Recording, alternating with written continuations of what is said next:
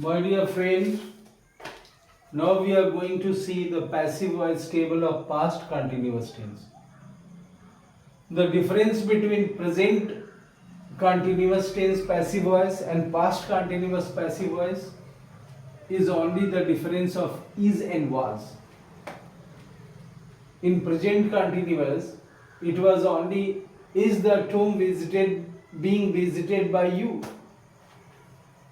Present continuous में ये था कि is the tomb being visited by you. Yes, it is being visited by me. No, it is not being visited by me. लेकिन past tense में is के स्थान पे वाज हो जाएगा कि was the tomb being visited by me, by you. यानी क्या मकबरा तुम्हारे द्वारा विजिट किया जा रहा था. Yes, it was visited by मी.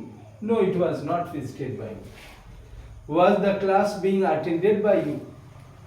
क्या कक्षाएं तुम्हारे द्वारा उपस्थित की जा रही थी, यानी आप उपस्थित हो रहे थे, अटेंड कर रहे थे. Yes, it was being attended by me. No, it was not being attended by me. Was the book being read by you? क्या किताब तुम्हारे द्वारा पढ़ा जा रहा था. Yes, it was being read by me. No, it was not being read by me.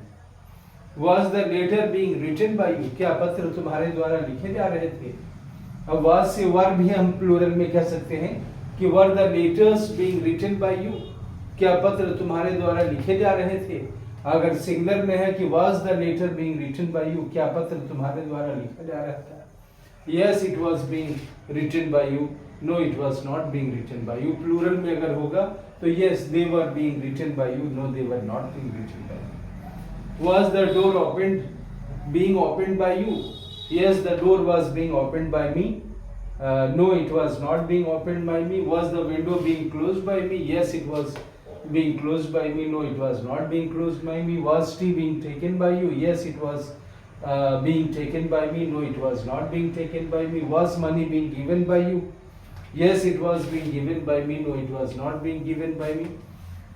Was the mango being eaten by you? Yes, it was being eaten by me. No, it was not being eaten by me.